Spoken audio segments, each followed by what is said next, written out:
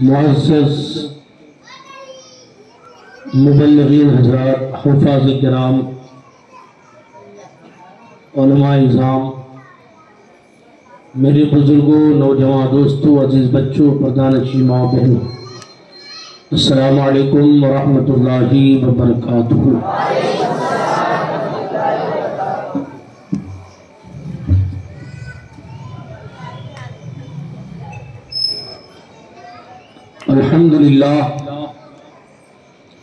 अल्हम्दुलिल्लाह रब्बिल आलमीन वल आक़िबतु लिल मुत्तक़ीन वस्सलातु वस्सलामु अला सय्यिदिल अंबिया'i वल मुरसलीन व अला आलिहि व अस्हाबिहि अत-तय्यिबीन अत-ताहिरीन, अम्मा बअद। अऊज़ु बिल्लाहि मिनश शैतानिर रजीम, बिस्मिल्लाहिर रहमानिर रहीम। इन औलियाउहु इल्लल मुत्तक़ून। सदक़ल्लाहुल अलीयुल अज़ीम व सदक़ रसूलुहुन नबियुल हबीबुल करीम व नहनु अला ज़ालिका लमिनश शाहिदीन व शाकिरीन वल्हम्दुलिल्लाहि रब्बिल आलमीन।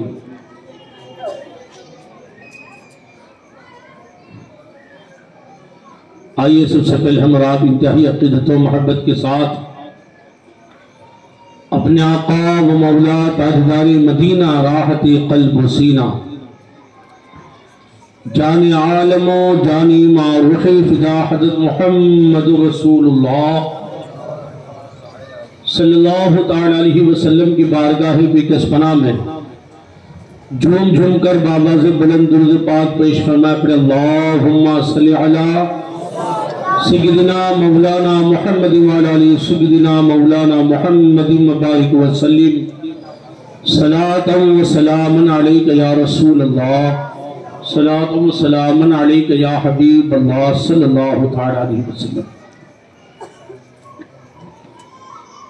अल्लाह तबारक व तआला का बेपनाह फज़ल व एहसान है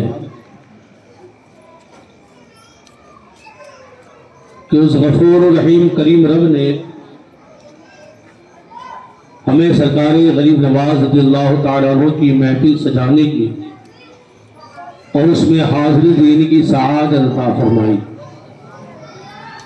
हमारे यहाँ हाजिर होना अल्लाह ताला कबूल फरमाए और जो कुछ हम कहे सुने अल्लाह तबारक व तआला पूरी ईमानदारी के साथ हमें उस पर अमल करने की तौफीक अता फरमाए। आज हम हज़रात के सामने गालिबन 4 से 5 बातें अर्ज करने की कोशिश करूंगा। जलसों का मकसद ये होता है कि बोलने वाला कुछ नॉलेज की बात बोले,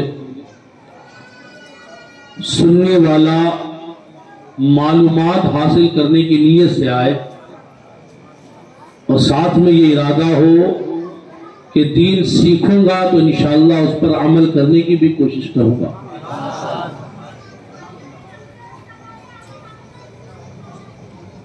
उमूमन हमारा यह हाल होता है कि औलिया कराम के जलसे हैं, उनकी याद की महफिल है तो किस्से सुनेंगे, करामत सुनेंगे और बस। आपकी मालूमात के लिए अर्ज कर दूं कि किसी भी शख्सियत का कमाल करामत से नहीं है।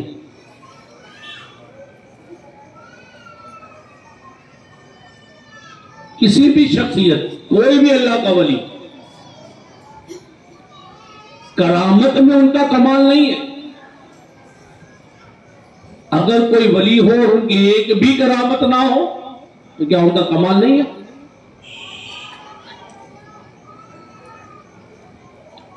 औलिया की जिंदगी इसलिए होती है और उनकी याद की महफिल इसलिए सजाई जाती है कि उन्होंने जिंदगी कैसे गुजारी, अल्लाह तबारक व तआला का कुर्ब कैसे हासिल किया, हम उसे जाने और उनकी जिंदगी के मुताबिक अपनी जिंदगी को ढालने की कोशिश करें।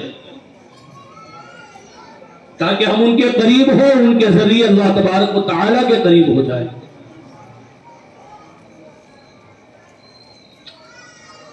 सबसे पहली बात, हम अल्लाह के वली की बारगाह में हाजिर हुए उनकी महफिल मनाने के लिए। हम सूरत में तो हैं, लेकिन हमारा अकीदा है कि हम जिनकी याद मनाने हाजिर हुए हैं वो हमें मुलाहिजा फरमा रहे हैं। ये समझिए हम बारगाह गरीब नवाज में हाजिर हैं। सरकार मखदूम अशरफ सिमनानी रहमतुल्लाह अलैह इरशाद फरमाते हैं कि जिस शख्सियत के उर्स में तुम हाजिर होते हो तो अगले साल उस तक पूरे 1 साल तक उनकी रूहानियत तुम्हारी मुश्किल कुशा होती है। हमें उम्मीद है कि आज हम उर्स गरीब नवाज में हाजिर हुए हैं, आइंदा उस तक सरकार गरीब नवाज हमारे मुश्किल कुशा रहेगी।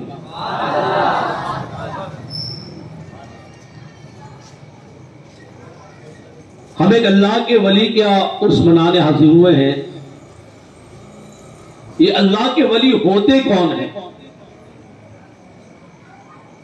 तवज्जो चाहूं। क्या रंग बिरंगी टोपियां लगा लेना ये वली होने की निशानी है? क्या रंग बिरंगी लिबास जुब्बे वगैरह पहन लेना ये अल्लाह के वली की निशानी है? लंबे लंबे बाल रख लेना ये अल्लाह के वली की निशानी है? हमेशा 10, 15, 20, 50 आदमी को लेकर चलना ये अल्लाह के वली की निशानी है? नहीं, अल्लाह के वली की निशानी ये नहीं है। अल्लाह के वली की निशानी खुद कुरान ने बयान फरमाई है। इन औलियाउहु इल्लल मुत्तकून, बेशक अल्लाह के वली मुत्तकी परहेजगार होते हैं। अल्लाह के वली मुत्तकी होते हैं। मुत्तकी कौन? जिसका लम्हा लम्हा दीन इस्लाम पर अमल करने पर गुजरे। एक मशहूर आयत करीम आपको याद है ना, अला इन्ना औलिया अल्लाहि ला खौफुन अलैहिम वला हुम यहज़नून। इसमें वली औलिया किराम की फजीलत बयान हुई है। खबरदार हो जाओ, होशियार हो जाओ, अल्लाह की जो वली है उनको ना कोई खौफ है, ना हुज़्न मलाल, ना गम है। ये सवाल ये पैदा होता है कि जिनको हुज़्न मलाल नहीं है, गम नहीं है, वो होते कैसे हैं? किसी बुजुर्ग ने बड़ी अच्छी बात कही है, खुदा को पहचानना आसान है, वली को पहचानना मुश्किल है। अल्लाह को पहचानना आसान है। अल्लाह की पहचान हमारे सामने, वो वहदहू ला शरीक है, वही इबादत के लायक है, वही पैदा फरमाने वाला है, वही खिलाने वाला है, वही खालिक है, वही राज़िक है, वही मालिक है, वही रब है। जो रब है वो खुदा है, जो मालिक है वो अल्लाह है, जो खालिक है वो अल्लाह। इज़ली कोई बात नहीं। जिस्मो जिस्मानियत से पाक है, मकानो मकानियात से पाक है। अब हमारे अंदर खालिक होने की ताकत नहीं तो हम खुदा नहीं, इतनी बात है। हम लायक इबादत नहीं, हम खुदा नहीं। अल्लाह के अलावा कोई इबादत के लायक नहीं तो अल्लाह के अलावा कोई भी अल्लाह नहीं है। इजी है। अल्लाह के अलावा सारी मखलूक, तो सारी मखलूक ये खुदा नहीं, एक ही अल्लाह है जो खालिक है। लेकिन वली को पहचानना मुश्किल क्यों है? क्योंकि वली हमारे ही अंदर होते हैं और हमारे अंदर होकर सावकात हमें मालूम नहीं होता है कि अल्लाह का वली है। हमारी तरह इंसान होते हैं, हमारी तरह वो भी पैदा होते हैं, हमारी तरह वो भी खाते पीते उठते हैं बैठते हैं, हमारे साथ घूमते फिरते हैं। तो हमारे पास हो उनकी पहचान बहुत मुश्किल होती है। जाहिर सी बात, इतने सारे लोग हैं, कौन डॉक्टर है पहचान तो होना चाहिए ना, होना कैसे पता चलेगा? इतने सारे लोग हैं, कोई कौन वकील है पहचान होनी चाहिए। इतने सारे लोग हैं, कौन आलिम दीन है पहचान होगी ना, एक यूनिफॉर्म होगा। वकील साहब है तो वो एक प्लस का निशान होता है। डॉक्टर साहब, वकील साहब जो होते हैं उनके लिए कोड होता है, आलिम साहब होते हैं। तो औलिया की भी कोई पहचान हो? ए मौला, जिसको गम नहीं है, जिसको हुज़्न व मलाल नहीं है, जरा बता दे वो होते कैसे हैं। तो इसी आयत के आगे इरशाद फरमाया, अल्लज़ीना आमनू व कानू यत्तक़ून, ये वो लोग हैं जो ईमान लाते हैं और परहेजगारी इख्तियार करते हैं।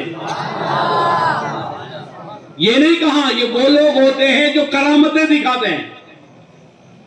वली की पहचान में करामत का जिक्र नहीं है।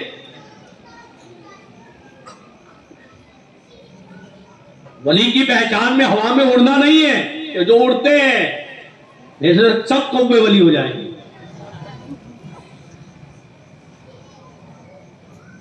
अल्लाह के वली की पहचान ये नहीं कि जो पानी में चलते हैं वरना सारी मछलियां वली हो जाएंगी।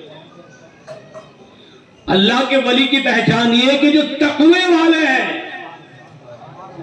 जिनकी एक वक्त की नमाज नहीं छूटती है, जिनके रोजे नहीं छूटते, जिनके फराइज नहीं छूटते, जिनके वाजिबात नहीं छूटते, जिनकी सुन्नतें नहीं छूटती। अब अगर कोई दुकान लेकर बैठा है लेकिन नमाजें गायब है, सब हो सकता है, अल्लाह का वली नहीं हो सकता।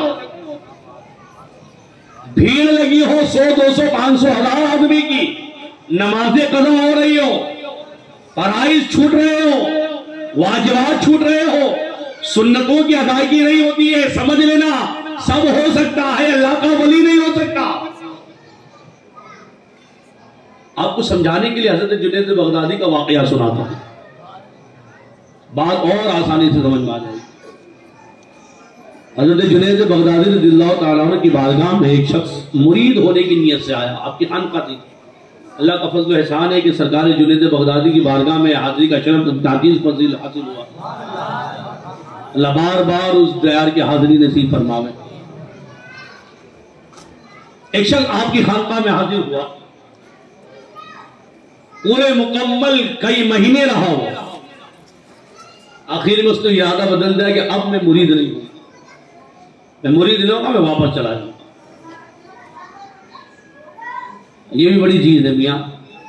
जब आप कपड़ा खरीदने जाते हो तो 10 दुकानें देखते हो, दाम देखते हो, क्वालिटी देखते हो, सब कुछ देखते हो।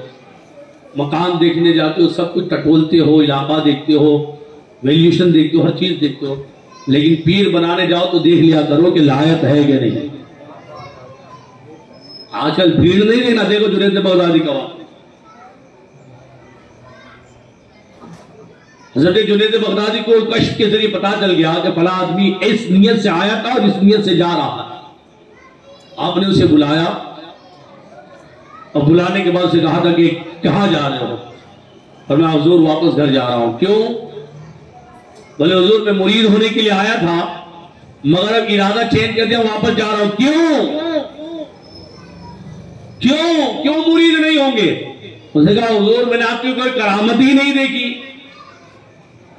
वही हमारी जो सोच है ना कि वली करामत वाला यानी निशानी, तो उसने भी सोचा होगा कि करामत देखेंगे, जब हम देखेंगे हवा में उड़ेंगे जुनैद बगदादी हाँ वली है। वो आजकल वो अजमेर का एक पाखंडी का वो घूम रहा है ना, ऐसा हवा में उड़ाता है और बादाम दे देता है, तो बस वही मान लो, नमाज पढ़े ना पढ़े पाखंडी है, डुप्लीकेट है, वो बहुत बड़ा जादूगर है। तो ये बादाम खिलाने वाले, हवा में हाथ लहराने वाले, ये निशानी नहीं अल्लाह के वली की हस्ती होने वगैरह की। तो इसी तरह उसकी भी सोच होगी कि कभी हाथ लहराएंगे और बादाम दे देंगे। सोचा होगा ऐसे ही, कभी तो बादाम मिली नहीं यहां पर, चने चने खाने को मिले हैं। तो हज़रत जुनैद बगदादी का कौल देखिए, आपने क्या उससे इरशाद फरमाया। देखिए अल्लाह के वली की निशानी फरमाया, ये बताओ कितने दिन तक मेरी खानकाह में? कहा हुजूर इतने महीने रहा।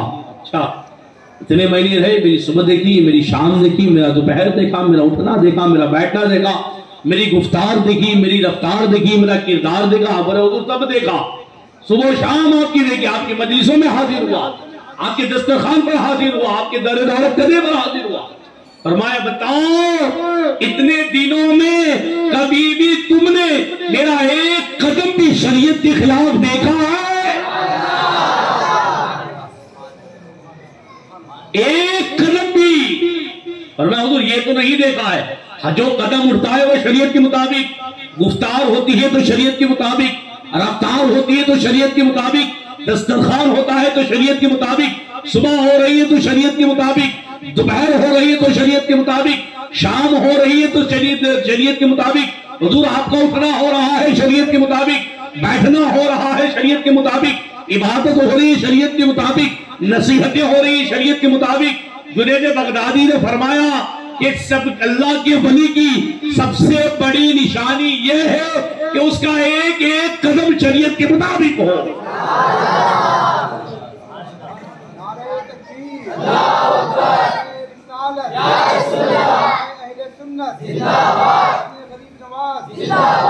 सारा कुछ चमत्कार देख लो, भेड़ देख लो, लिबास देख लो, रंग देख लो, सब कुछ देख लो, मगर अगर शरीयत नहीं है तो वो सब हो सकता है, अल्लाह का वली नहीं हो सकता। बात समझ रही है आपके? कहीं भी देखना, भीड़ देखना, कुछ नहीं, पूरी दुनिया कदमों में आ जाए लेकिन शरीयत पर अमल नहीं तो ऐसा शख्स सब कुछ हो सकता है, अल्लाह का वली नहीं हो सकता।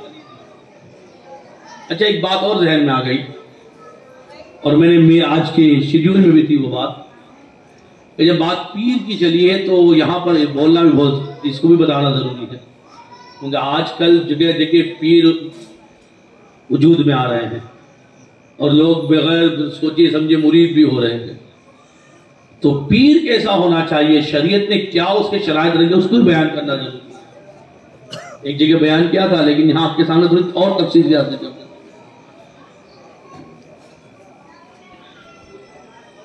ये बताइए डॉक्टर के लिए कितनी तालीम होना जरूरी है? क्या कोई 5 पढ़कर डॉक्टर बन सकता है? 12 पढ़कर हो सकता है? कम से कम एमबीबीएस होगा तो चलो बेस्तान जैसी जगह होगी, कहीं होगी तो क्लिनिक खोल लेगा, है? वरना आगे तो स्पेशलिस्ट होते हैं ना, एमडी होते हैं, न्यूरोलॉजिस्ट होते हैं, है ना, और तरह तरह के बहुत सारे होते हैं, अलग अलग स्पेशलिस्ट होते हैं। कम से कम एमबीबीएस, है ना। अच्छा, वकील होने के लिए अंगूठे छाप वकील हो सकता है? बताइए, नहीं हो सकता। कम से कम क्या होना चाहिए? एलएलबी। क्या होना चाहिए? एलएलबी हो, ऐसा नहीं खाली एलएलबी पढ़ लिया हो गया ही, वरना तो कोई खड़ा हो मुझे तो A to Z आता है। मैं तो डॉक्टर भी हूं, वकील भी हूं, इंजीनियर भी, आर्किटेक्ट भी हूं मैं तो ये एलएलबी एक डिग्री है, वो एबीडीडी वाला नहीं है। हाँ, तो कहा ये एलएलबी कम से कम होना चाहिए, है कि सीए के लिए उसके एग्जाम पास करने होंगे सब। हैरत तो ये है कि लोग दुनियावी होने के लिए तालीमात हासिल कर रहे हैं और पब्लिक का हाल ये कि बगैर डिग्री के डॉक्टर नहीं मान रहे, पढ़ाई के बिना वकील नहीं मान रहे, डिग्री के बिना किसी को आर्किटेक्ट नहीं मान रहे, हम किसी को सीए नहीं मान रहे। लेकिन हालात यहां ऐसे हैं, कुरान शरीफ पढ़ना आता नहीं, नाजरा सूरत में ऐसे बेशुमार कि कुरान शरीफ नाजरा नहीं आ रहा है, वो पीर बने बैठे हैं। ये दीन के साथ मजाक नहीं तो क्या है, दीन के साथ खेलवाड़ नहीं तो क्या है। और पब्लिक का हाल ये है, अभी मैं टेबल कुर्सी लगा दो, मैं वकील, नोटरी भी करूंगा, दस्तावेज भी बनाऊंगा और कोर्ट में केस भी लड़ूंगा, कितने आते मेरे पास है? बल्कि होगा क्या, उल्टा केस हो जाएगा, नकली वकील खड़ा हो गया है। अभी मैं क्लिनिक खोल लूं, यहां पर सब होगा इलाज, रेड पड़ जाएगी, अंदर कर दिया जाएगा, नकली, यहां कुछ नहीं। और यहां भीड़ लगाई जा रहे हैं, अंगूठा छाप है, सब मुरीद होने जा रहे हैं। जस्ट चेक तो लो, मुरीद होने की शर्तें कितनी है, पहले उसकी डिग्री तो चेक कर लो कि ये मुरीद और पीर बनने के लायक है या नहीं है। वरना हालत ये होगी कि जिस वजह से आप मुरीद होने गए थे वो उल्टा पड़ जाएगा। गए थे हिदायत पाने के लिए, गुमराही में मुब्तला हो जाएगा, तो वो भी बताऊंगा आपको। जो शख्स पीर बनना चाहे या आदमी पीर बनाना चाहे तो 4 शर्तें देख ले। 4। पहला तो ये देख ले कि वो सुन्नी सहीहुल अकीदा है या नहीं, क्योंकि सुन्नी सहीहुल अकीदा हुई हिदायत पर है, और जब वो सुन्नी सहीहुल अकीदा है ही नहीं, खुद बदमज़हब है, आपको भी बदमज़हब बना देगा।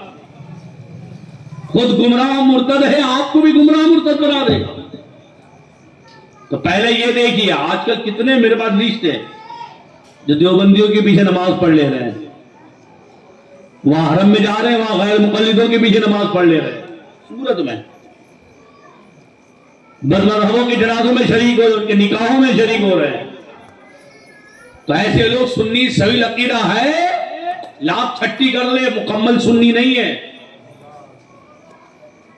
लाभ 11वीं शरीफ कर ले, मुकम्मल सुन्नी नहीं है।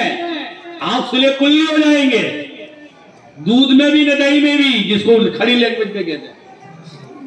हर वाइट चीज दूध नहीं होती है ना, तो दूध रखिए, दही नहीं रखिए। दूध में भी दही में भी रहेंगे तो फिर खट्टा मीठा हो जाएगा। बात समझ आ रही कि नहीं है? सबसे पहली शर्त क्या होना चाहिए? टीटीएस, टनाटन, ठोक बजाकर देख लेना चाहिए। बात समझा कि नहीं? नहीं तो पिलपिला रहा तो आपको भी पुलपुला कर देगा। पिलपिला नहीं, टीटीएस होना चाहिए है। जो मेरे रसूल का नहीं वो मेरा कैसे हो सकता? तो सबसे पहले देखिए कि सुन्नी सही अकीदा है या नहीं। दूसरी शर्त यह है कि उसका सिलसिला हुजूर अलैहिस्सलातु वस्सलाम से मिलना चाहिए, और ये दूसरी शर्त जो है वो खिलाफत से पूरी होती है। या सिलसिले मुराद सिलसिले नसब नहीं है, सिलसिले खिलाफत, कि उसे कहीं से खिलाफत भी है या नहीं। खाली ऐलान कर दिया कि मैं पीर, क्योंकि अगर खिलाफत नहीं होगी, निस्बत ऊपर तक नहीं होगी, तो ऊपर का फैजान आप तक नहीं मिल पाएगा। जाहिर सी बात है, कनेक्शन होगा तभी ना बल्ब जलेगा। हमने होल्डर लगा दिया, ग्लूब लगा दिया और पावर हाउस से कनेक्शन ही नहीं दिया तो कहां से पावर आएगा? और हम सबका पावर हाउस कौन है? मदीना शरीफ। बोलिए, हमारा पावर हाउस, हाँ, वहां से पावर चला तो नजब अशरफ पहुंचता है, वहां से पावर करबला में नजर आता है, वहां बगदाद जाता है, अजमेर जाता है, कलियर जाता है, दिल्ली जाता है, कि जोजा शरीफ, मालेरा शरीफ, बरेली शरीफ, देवा शरीफ, अहमदाबाद, सूरत आता है? अब जैसा बल्ब वैसा रंग नजर आता है। पावर वही, नजब अशरफ में पंजतनी रंग नजर आ रहा है, करबला में सियादत का रंग नजर आ रहा है, बगदाद में कादरी रंग नजर आ रहा है, अजमेर में चिश्ती रंग नजर आ रहा है, इसौसा में अशरफी रंग नजर आ रहा है, दिल्ली में निजामी रंग नजर आ रहा है, कलियर में साबरी नजर आ रहा है, मारेरा शरीफ में बारकाती नजर आ रहा है, बरेली शरीफ में रज़वी रंग नजर आ रहा है, अहमदाबाद शाह आलम की बारगाह में बुखारी रंग नजर आ रहा है, और सूरत में आता है तो नक्शबंदी रंग नजर आता है।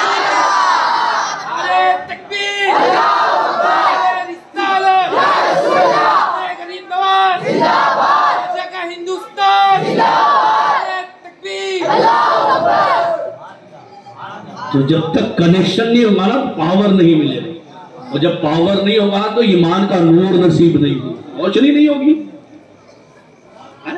अब देखिए कि इसका कनेक्शन इससे जॉइंट किया है कि नहीं, या फिर वो ब्लैक में जला रहा है।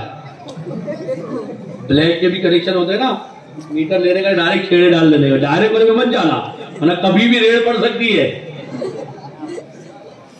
फिर जुर्माना भी भरना पड़ेगा, जेल में भी जाना पड़ेगा। तो लीगली देखना तो फॉर्म भराए कि नहीं है, टॉरेंट पावर से बिल्कुल लीगली तौर पर खिलाफत है या नहीं, इसके बाद है, किस बुजुर्ग से है, कौन सा नसब है, कौन सा सिलसिला है, सब कुछ। तो पहली शर्त कौन सी? सुन्नी सही अकीदा होना। दूसरी शर्त कौन सी? उसका सिलसिला रसूलुल्लाह सल्लल्लाहु अलैहि वसल्लम पहुंचना। तीसरी है कि वो फासिक व फाजिर ना हो, यानी गुनहगार ना हो। वो खुद गुनाह में मुलव्विस है, आपको क्या हिदायत देगा? अब गुनाहगार होना इसकी बहुत सारी सूरत है, बहुत। सिर्फ चोरी करना ही गुनाह नहीं है, सूद खाना ही गुनाह नहीं है, शराब पीना ही गुनाह नहीं है, जिना करना, हरामकारी करना ही नहीं गुनाह है, बेपर्दगी करना ही गुनाह नहीं है, नमाज छोड़ देना भी गुनाह है, ज़कात फर्ज होकर भी अदा ना करना गुनाह है। तो बज़ाहिर हमें शराबी ना लगे, चोर ना लगे, सूदखोर ना लगे, हो सकता है बेनमाजी हो सकता है कि वो तारिके वाजिब हो, तारिके फराइज हो, फर्जों को छोड़ने वाला हो, वाजिबात को छोड़ने वाला हो। देख लेना मुकम्मल दीन पर अमल करने वाला है या नहीं। आजकल बहुत सारे लोग एक सवारी वाले, ये सब फांसी को फाजिर है, ये सब गुनहगार है, गुनाहे कबीरा में मुलविस है, ये पीर बनने के लायक ही नहीं है। जो लोग सवारी चलाते हैं वो पीर बनने के लायक ही नहीं है। और मेरी बात पर गुस्सा मत होना, एक बार किसी मुफ्ती साहब से मेरी बात कह देना, आपको मैं दावत देता हूं, जहां तक मेरी बात पहुंच रही है सबको दावत देता हूं, मेरी बात का बुरा मत मानना। मुझे लोग बहुत जल्दी मेरी बात का बुरा मान जाते हैं। मैंने जो कहा है ना कि सवारी वाले फासिक को फाजिर है, ये मेरे इस दावे को 10 मुफ्ती साहब के सामने पेश करना। अगर वो हाँ कहने के नहीं सैयद साहब ने सही कहा है तो मेरा शुक्रिया अदा करना कि आपने हमारी इस्लाह की। आपका शुक्रिया जरूर करना, अदा करना है, हाँ तभी आप ईमानदार हो। हाँ अगर वो मेरी बात का इनकार करते तो जो चाहे मेरे साथ सुलूक करना, लेकिन अगर मेरी बात की तस्दीक करते तो जरूर आकर मेरा शुक्रिया अदा करना, तब मैं मानूंगा कि आप अमानतदार है, ईमानदार है। तो बहुत सारी शक्लें हैं फासिक को फाजिर होने की है। औरतों के साथ बेपर्दा मिलता है या नहीं, अगर बेपर्दा है तो फासिक है, औरतों को हाथ चुमाता है तो फासिक है।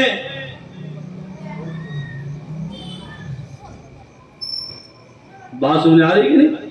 हाँ, तो पहली शर्त कौन सी हुई? TTS हो। दूसरी शर्त कौन सी हुई? उसका सिलसिला आका अलैहिस्सलातु वस्सलाम से मिलता हो। तीसरी कौन सी हुई? फासिक को फाजिर ना हो। चौथी कौन सी है? कम से कम इतना इल्म रखता हो कि अपनी जरूरियात के मसाइल किताब से निकाल सके। आप अंगूठा छाप को डॉक्टर नहीं बनाने के कहते हो, 10वीं पास को आप डॉक्टर नहीं बनाने के लिए राजी हो, 12वीं पास वाले को आप वकील बनाना नहीं चाहते हो, तो ये अंगूठा छाप को आप कैसे पीर बना लोगे? जाहिलों को पीर बनाएंगे? अरे इमाम, हम लोग तो इमाम साहब लोग हैं ना है? अभी हमारा हाल ये कि हम मदरसे में नहीं गए, आप हमको इमाम बनाओगे? क्यों भाई? आपके पास इमामत का नॉलेज ही नहीं है। सही बात है। तो इमामत का नॉलेज ना हो तो इमामत के लायक नहीं, और अगर दीन का नॉलेज ना हो तो पीर बनने के लायक कैसे है? लॉजिक समझो मियां। और ये भी बड़ा अजीब निकला है, बाप पीर तो बेटा भी ठीक है, तो बाप डॉक्टर तो बेटा भी डॉक्टर। वहां नहीं, वहां डिग्री चाहिए, नहीं तो ऊंधा सीधा लगा देगा। पथरी होगी पेट में और टांग काट डालेगा। है? तो जब नकली डॉक्टर ऐसा कर सकता है तो फिर वही जान लेना, नीम हकीम खतरे जान, नीम मुल्ला खतरे ईमान। ये अधूरे जो पीर बन जाते हैं ना, वो नीम मुल्ला ही होते हैं जो खतरे जान कर डालते हैं, जो खतरे ईमान कर डालते हैं, ईमान खतरे में डाल देते हैं। वो खुद सवारी उठाएगा और आपको भी सवारी में ढकेलेगा।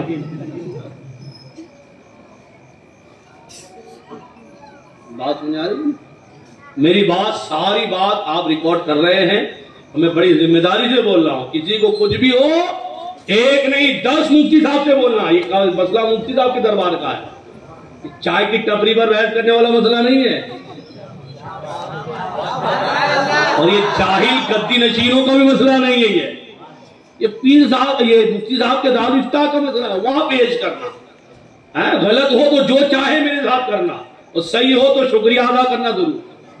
तो आपने इस्लाह कर दी, मालूमात दे दी। तो बार बार इस चीज को कह रहा हूं मैं, हैं?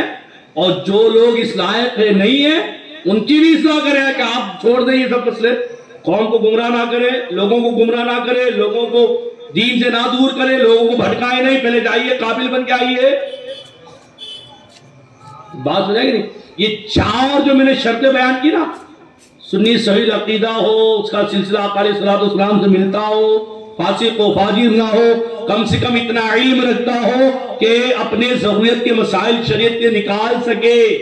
ये चार जो है ना, ये बेसिक शर्त है। बेसिक मतलब हाँ, अब आप पीर बनने के लायक हो, अब इतनी मंजिल है बस। यानी आपको इजाजत दी जाती है कि आप मुरीद बनाओ, लेकिन पीरे कामिल होने के लिए आगे की मंजिल है। देखना तवक्कुल कितना भारी है, रज़ा इलाही पे राजी कितना रहता है, सब्रो कनाअत में कितना माहिर है, नजरो नियाज इकट्ठा करता है या बांट देता है, भूखों को कितना खिलाता है, प्यासों का कितना ख्याल करता है, उसने अखलाक कितना आला है। ये जितना आला होगा पीर उतना आला होगा। भीड़ से पीर आले नहीं होते। मैं आपकी मालूमात के लिए अर्ज कर रहा हूं, ये दिल में दर्द है कि कौम भटक रही है, तो आपको मालूमात दे रहा हूं। कोई बुरा ना माने मियां, दीन सही लोगों तक पहुंचे, ये मेरी नीयत है। अगर मेरी बातों को कोई अपने आप निशाना बनना है तो अपने आप को सुधारे, मेरी मुखालिफत क्या करे मियां। मैं तो आखिरत में छूट जाऊंगा कि मैंने दीन पहुंचा दिया था। आप पकड़े जाओगे कि जब दीन पहुंचाया जा रहा तो आग क्यों बन रहे थे। पिछले जमाने में इमाम नबवी ने इस वाकये को बयान किया है, मुस्लिम शरीफ की शराह। एक कौम थी, एक उम्मत थी, वो अल्लाह तबारक व तआला की निहायत नाफरमान, कोई नेकी नहीं। अल्लाह तबारक व तआला ने फरिश्तों को हुक्म दिया कि उस बस्ती पर अजाब नाज़िल करो। उस बस्ती का अजाब ऐसे कि इसको पलट दो, इस बस्ती की जमीन को पलट दो, ऊपर का हिस्सा नीचे, नीचे का हिस्सा ऊपर कर दो। फरिश्तों ने अर्ज की, अल्लाह उस बस्ती में तरह एक इबादत गुजार बंदा भी रहता है और इतना इबादत गुजार है कि हमेशा तेरी इबादत में रहता है। तो मौला अगर अजाब आएगा तो वो भी अजाब के लपेट में आ जाएगा, बस्ती को उलट देंगे तो वो भी उलट जाएगा। अल्लाह तबारक व तआला ने हुक्म दिया, देखिए गौर से सुनिएगा, अल्लाह तबारक व तआला ने हुक्म दिया सबसे पहले उस पर अजाब नाज़िल करो, सबसे पहले उस पर अजाब नाज़िल करो। इसलिए कि वो खुद तो इबादत करता है लेकिन लोगों को बुराई से रोकता नहीं है। हमारा काम सिर्फ इबादत करना या भलाई करना नहीं है, हमारा काम है लोगों को बुराई से भी रोकना। तब जाकर बंदा मोमिन कामिल होता है। अम्र बिल मारूफ तो होता है, नहीं अनिल मुनकर खत्म होता जा रहा है। भलाई का हुक्म देना आसान है, बुराइयों से रोकना खत्म होता चला जा रहा है। बाप बेटों को नहीं रोक रहा है, बेटा मां को नहीं रोक रहा है, भाई बहन को नहीं रोक रहा है, बड़े छोटे को नहीं रोक रहे हैं, अड़ोस पड़ोस एक दूसरे को नहीं, रिश्तेदार नहीं रोक रहे हैं। ये बुराई को खत्म करने वाला कॉन्सेप्ट खत्म होता जा रहा है। अगर हम नेकियों पे नेकियां करते गए लेकिन अगर बुराई की इस्लाह नहीं की तो फिर वो मामला याद रखिए कि सबसे पहले अज़ाब इस पर नाज़िल करो, क्योंकि खुद तो इबादत करता है लेकिन लोगों को बुराई से नहीं रोकता। तो जो मेरी मालूमात आपके सामने मैंने पहुंचाई है, इसकी तहकीक पहले कर ले, वो हालिफत ना करे, आड़ ना बने, रुकावट ना डाले। अगर सही हो मेरी बात, आप हो गई, आप जाके पेश करें, सही हो जाए तो आकर मेरा शुक्रिया अदा करो, मेरा शुक्रिया अदा करो कि आपने मेरी इस्लाह कर लिया, आखिरत के खसारे से, नुकसान से बचा लिया। हाँ, अगर मेरी बात गलत है तो आप फिर जो चाहे मेरे साथ बर्ताव करें। तो अब तक हमें दो बातें बता दी, अल्लाह के वली की पहचान और दूसरा पीर होने के लिए कैसी कैटेगरी चाहिए है। और पीर में दो कैटेगरी आपको बता दी, एक लो कैटेगरी, एक हाई कैटेगरी। लो में बता दिया 4 शर्त हो तो ठीक है पीर भाई, आप पीर साहब लेकिन अगर हाई क्वालिटी चाहिए तो फिर आगे देखना पड़ेगा, सब्र व तवक्कुल देखना पड़ेगा, तवक्कुल अल्लाह देखना पड़ेगा, सब्र व कनाअत देखनी पड़ेगी, उसने अखलाक देखना पड़ेगा, लोगों का बर्ताव देखना पड़ेगा, सब कुछ, हिल्म बुर्दबारी देखनी पड़ेगी, कितनी आला दर्दी है। तब जाकर बंदा क्या होता है, मुर्शिद कामिल बनता है। अब एक कॉन्सेप्ट और क्लियर कर दो आपके सामने। आज बात आप लोगों को थोड़ा इसी ट्रैक पर ले जाऊंगा मैं, लेकिन जरूरी है, बहुत जरूरी बात है। एक है शरीयत, एक है तरीकत और एक है तसव्वुफ। इस पर भी लोग अजीब अजीब बातें बनाते हैं, इस वजह से मेरे को बोलना पड़ रहा। कोई आदमी नमाज नहीं पढ़ा, भाई नमाज पढ़ो, क्या मैं तरीकत वाला हूं, मतलब नमाज नहीं आपके लिए।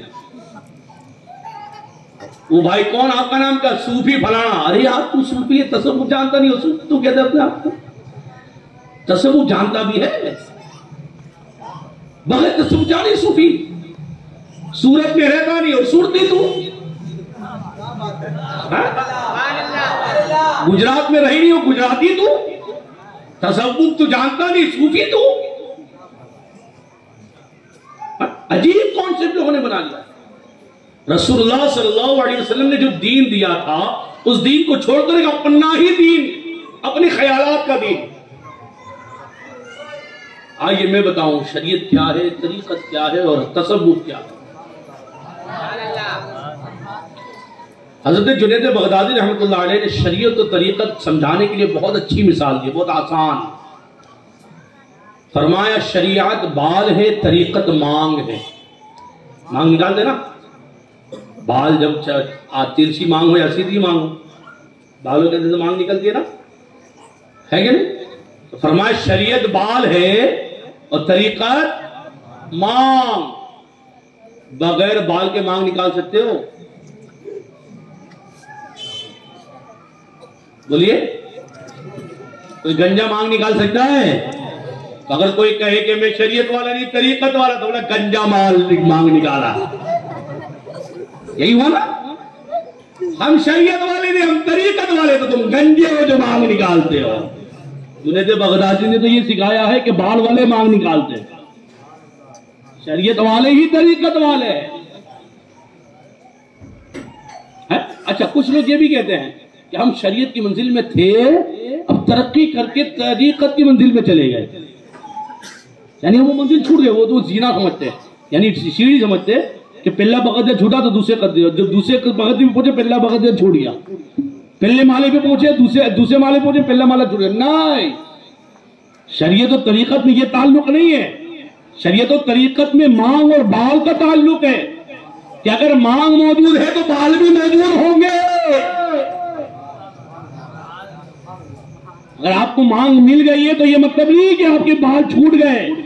अब तरीकत को पहुंच गए तो शरीयत छोड़ दी, ये नहीं हो सकता। अगर आप तरीकत की मंजिल पर है, मतलब ये है कि शरीयत की मंजिल साथ साथ है।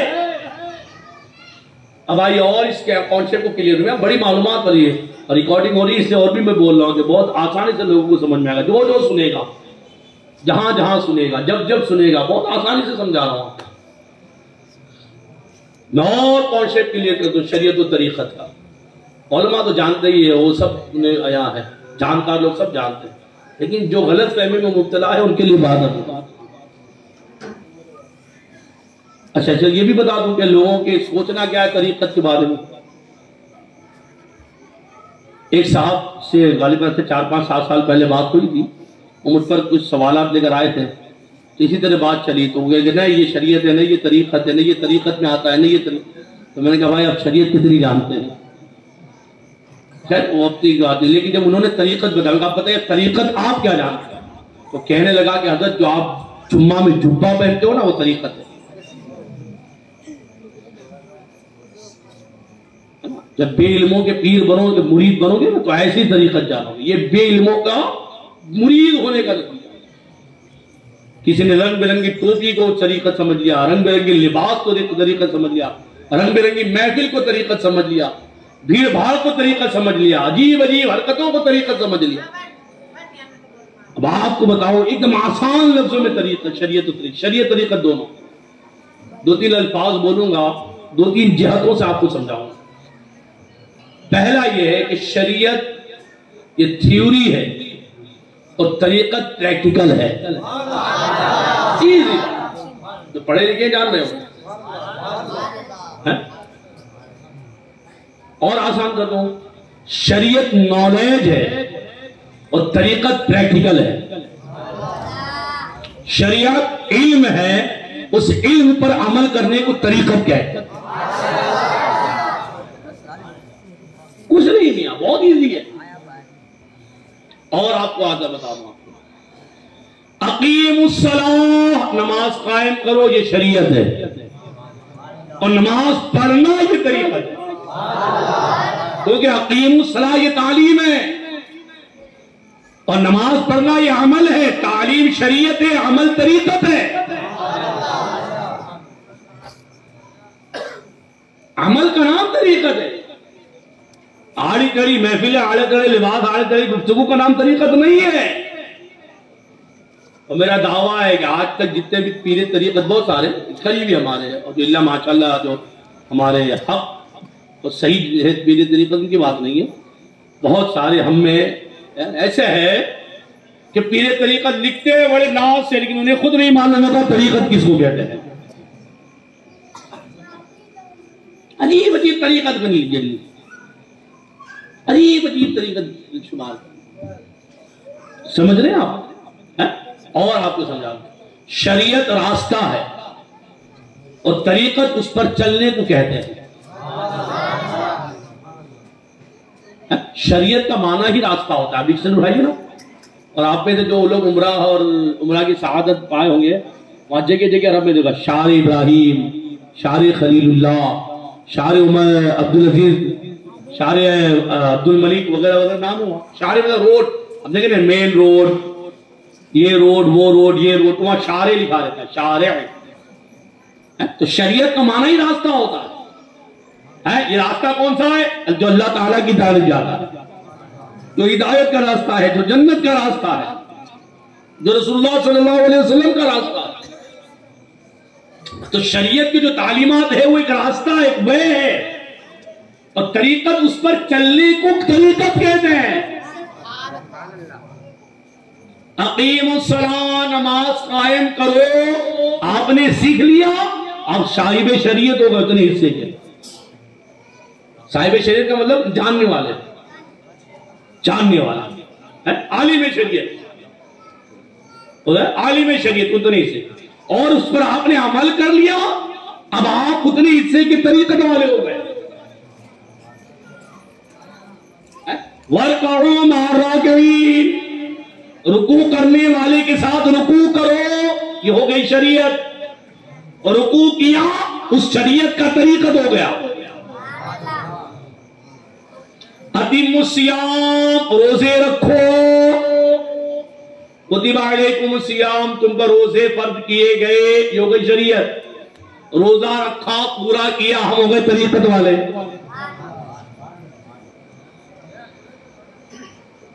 अतिमुल हज वल उम्रा, हज और उम्रा अदा करो, ये हो गई शरीयत। और हज उम्रा किया, तवाफ़े काबा, सफा मरवा की सही, वुकूफ़े अरफात, वुकूफ़े मुज़दलिफ़ा, मिना, कुर्बानी वगैरह, इहराम वगैरह सारी पाबंदियां अदा कर ली, अब हो गए शाहिद, हो गए हम तरीकत वाले। कितना टेढ़ा मेढ़ा हम जानते हो, तरीकत कमाना ही है। वआतुज़ ज़कात, ज़कात अदा करो, ये हो गई शरीयत। और ज़कात अदा करना, ये हो गई तरीकत। लिबास का नाम तरीकत नहीं है। और अगर मैं पीरे तरीकत हूं, देखिए अब एक और समझा, आलिम शरीयत और पीरे तरीकत। अगर मैं आलिम शरीयत हूं तो लोगों को शरीयत का इल्म दूं, शरीयत ने ये सिखाया है, शरीयत ने ये हुक्म दिया है, शरीयत ने ये हुक्म दिया है, शरीयत ने ये हुक्म दिया। और अगर पीरे तरीकत हो, इस पर अमल करो, इस पर अमल करो, इस पर अमल करो, इस पर अमल करो। यह बड़ी आसानी, बड़ी बात बोल के चला गया। आप लोग और करें, आप एक आलिम शरीयत का क्या जिम्मेदारी बनती है, ये तरीक़त की क्या जिम्मेदारी, वो बता रहा हूं मैं। क्योंकि शरीयत नॉलेज को कहते हैं, तो जो उसका आलिम होगा वो नॉलेज बांटेगा। और तरीकत प्रैक्टिकल को बोलते हैं, जो पीरे तरीकत होगा वो प्रैक्टिकल बांटेगा। आलिम ये जानकार को कहते हैं, तरीकत ये अमल करने वाले को कहते हैं।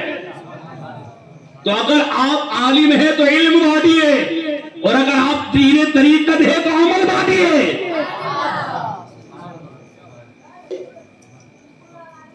बात समझ आ रही है मेरी? ये असल शरीयत होती है। अच्छा यहां पर और आप कर्ज कर दो, बुजुर्गों ने ये भी फरमाया, वो सब एक ही माना है, अल्फाज अलग अलग है, माना है। कौले रसूल शरीयत है और अमले रसूल तरीकत है। बात एक ही है।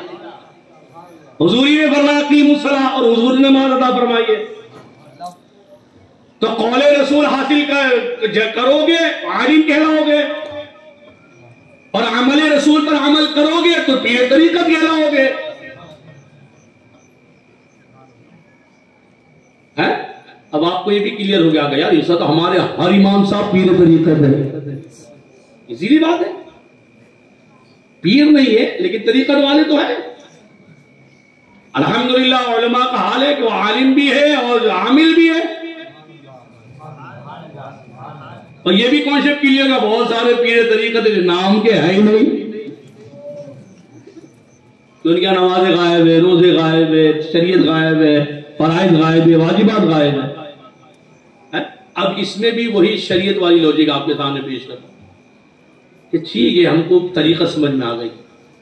अब इसमें भी बेसिकली ये बात है, बुनियादी बात, कि फराइज और वाजिबात पर अमल करना ये तरीकत है, और उस पर और पाबंदी, उस पर इस्तिकामत, उसको ना छोड़ना, एक भी फर्ज ना छूटने पाए, एक भी वाजिब ना छूटने पाए, एक भी सुन्नत ना छूटने पाए, एक भी मुस्तहब ना छूटने पाए, सारे हराम छूट जाए, सारे नाजायज छूट जाए, सारे मकरूहात छूट जाए, ये कामिल तरीकत है।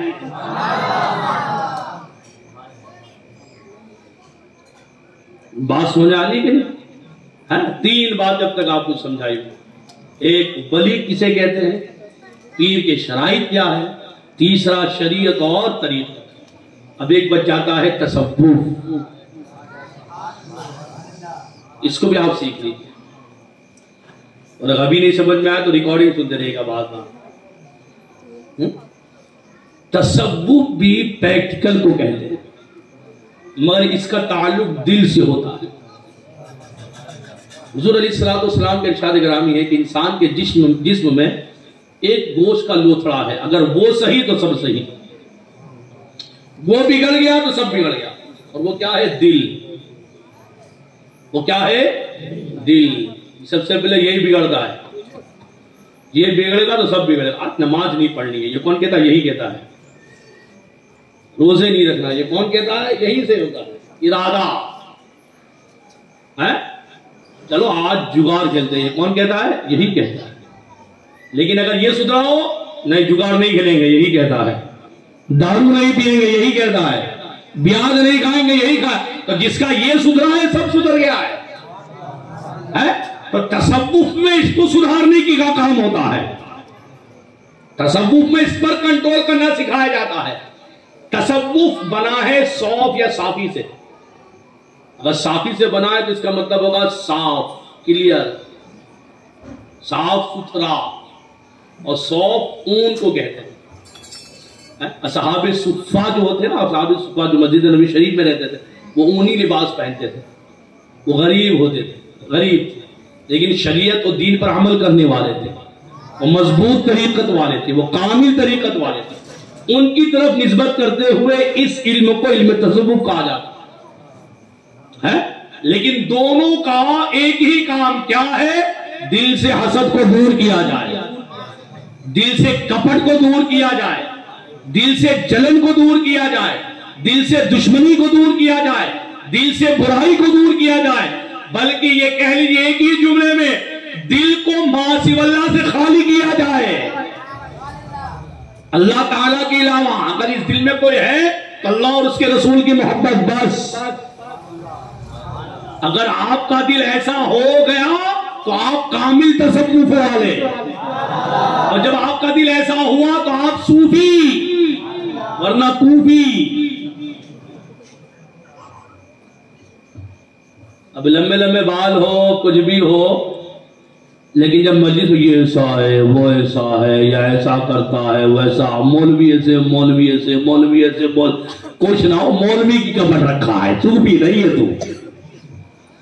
तू हसद वाला है, तू सूफी न सूफी नहीं है। अब तसव्वुफ को लगकर एक बात और अर्ज कर दो, और भी आपका कॉन्सेप्ट क्लियर हो जाए।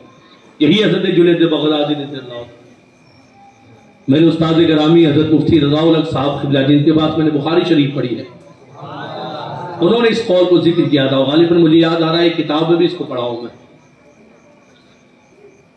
हजरत जुनैद बगदादी रज़ियल्लाहु तआला अन्हु इरशाद फरमाते हैं कि इल्मे शरीयत के बगैर इल्मे तसव्वुफ में मशगूल होना जिंदीक बना देता है।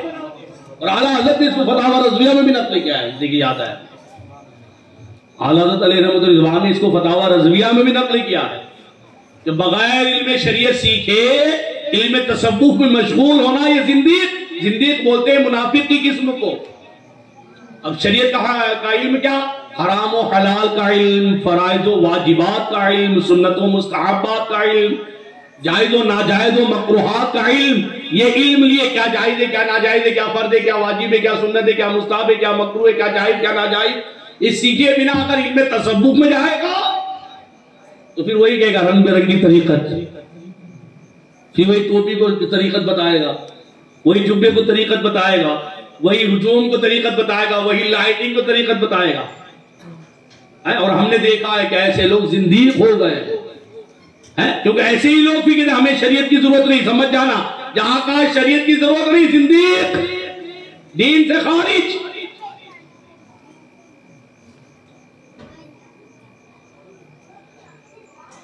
बात समझ आ रही है? तो पहली बात, वली किसे कहते हैं, वली क्यों, कौन होता है?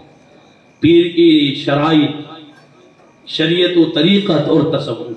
अब आखिर में सरकार गरीब नवाज रज़ियल्लाहु तआला अन्हु का एक कौल पेश कर अपनी बात खत्म करता है। ये बड़ा नसीहत आमोज कौल है आपका, मैंने इसको जुमा में बयान किया था, आपके सामने रिपीट कर दे रहा हूं। सरकार गरीब नवाज रज़ियल्लाहु तआला अन्हु इरशाद फरमाते हैं कि सूरज जैसी शफकत हासिल करो, दरिया जैसी सखावत और जमीन जैसी आजिज़ी। और मैं अगर किसी में ये चीज नहीं है तो अल्लाह का कुर्ब नहीं पा सकता। तो आप समझेंगे कि ये सूरज की शफकत है। शफकत बोले तो नरमी, नरमी। अब आप कहोगे सूरज और नरमी, सूरज तो गर्म होता है, जला डालता है? तो इसका माना बयान किया गया है कि सूरज जैसी शफकत का मतलब ये है कि सूरज का काम है रोशनी देना, क्योंकि जब सूरज निकलता है तभी तो रोशनी होती है ना, कभी उजाला होता है, कभी दिन निकलता है, नहीं तो रात होती है, अभी सूरज नहीं तो अंधेरा है? अब ये काम बल्ब नहीं करेगा, सूरज जो करता है। क्यों? इसलिए कि सूरज जैसी शफकत हासिल करो। मतलब ये कि जब सूरज निकलता है ना तो फिर अमीर नहीं देखता है, गरीब नहीं देखता है, हवेली और झोपड़ी नहीं देखता है, सबके घर में उजाले देता है, सबको रोशनी बांटता है। बल्ब ये है कि जहां जलाओगे वहीं रोशनी होगी। इसकी शफकत आम नहीं है, सूरज की शफकत आम है, सारी दुनिया को रोशन करता है। और वो अंधेरे को भी रोशन करता है, वीरानी को भी रोशन करता है, बस्ती को भी रोशन करता है, खेत को भी रोशन करता है, जंगल को भी रोशन करता है, मैदान को भी रोशन करता है, सबको। तो अपनी नरमी सबके लिए रखो। सिर्फ मतलब कि यार के साथ नरमी नहीं होना चाहिए, सिर्फ अमीरों के साथ नरमी नहीं होना चाहिए, बल्कि साफ अगर अमीर आए उनके साथ नरमी से पेश आओ, गरीब आए उनके साथ नरमी से पेश आओ, बंगले वाला आए उसके साथ नरमी से पेश आओ, झोपड़ी वाला आए उसके साथ नरमी से पेश आओ। तो फरमाया अपने अंदर सूरज जैसी शफकत पैदा करो। और दूसरा फरमाते हैं कि दरिया जैसी सखावत। अब दरिया जैसी सखावत क्या है? कभी दरिया के किनारे चले जाइए और जग भर भर का पानी निकालिए, चलो 24 घंटे में दरिया सूखा डालूंगा, एक आदमी, दो आदमी, पूरे बस्ती वाले चला, दरिया सूखेगा? है, उसकी सखावत बढ़ती जाएगी लेकिन वो बहता चला जाएगा, है, और बहेगा बहेगा बहेगा, एक दिन समंदर में मिल जाएगा, लेकिन अपने अंदर उसके अंदर कोई कमी नहीं होगी। तुम सखावत का दरिया बन जाओ, तुम्हारे माल में कोई कमी नहीं होगी। और एक दिन ये होगा कि सखावत करते करते रहमत इलाही के दरी समंदर में मिल जाओगे। हैं? तो इसी दरिया से नदी निकलती है, उसी नदी से नहरें निकलती है, तो सारे लोग अपनी अपनी जरूरतें पूरी करते हैं। तो अपने आप के सखावत दरिया जैसी तरह तीसरा फरमाया जमीन जैसी आजिज़ी इख्तियार करोगे। और जमीन जैसी आजिज़ी का क्या मतलब? जमीन झुकी हुई है, आजिज़ी झुकने को कहते हैं। या ये है कि जमीन जो है वो सबके पैरों तले रहती है, लेकिन उसका मकाम क्या है मालूम? उसके अंदर क्या क्या चीजें है? ये सोना इसी के अंदर है, चांदी उसके अंदर है, हीरे उसके अंदर है, खेत उसके अंदर है, फूल उसके ऊपर है, बाग उसके ऊपर है, फल उसके ऊपर है, ये पहाड़ उसके ऊपर है, पेड़ उसके ऊपर है, और दरिया नदी नाले सब उसके ऊपर है, सारा खजाना। अगर जमीन का खजाना इकट्ठा किया जाए ना तो एक कई दुनिया खरीदी जा सकती है। ये आज जो इतरा रहे ना, कोई तेल पर इतरा रहा है, कोई सोने पर इतरा रहा है, ये सब जमीन का खजाना है, ये सब जमीन का खजाना। इतना सब खजाना होने के बाद आजीजी का हाल ये कि सबके पैरों के नीचे है। ऐ मनसब वालों जमीन से सीखो, ऐ इज्जत वालों जमीन से सीखो, ऐ दौलत वालों जमीन से सीखो, ऐ खजानों वालों जमीन से सीखो। तुम्हारा मनसब कम हो जाएगा, तुम्हारी इज्जतें कम पड़ जाएगी, तुम्हारी दौलत कम पड़ जाएगी जमीन की दौलत के आगे। लेकिन जमीन का हाल ये है कि उसकी आजिज़ी देखो लोगों के पैरों के नीचे रहती है। लाख दौलत हो जाए, लाख शोहरत हो जाए, लाख इज्जत हो जाए, आजिज़ी इख्तियार करोगे अल्लाह ताला बुलंदी अता फरमाए। अल्लाह ताला हमें दीन की सही समझ अता फरमाए और हम सबको सरकार गरीब नवाज रज़ी अल्लाह तआला अन्हु की तालीमात पर अमल करने की तौफीक अता फरमावे।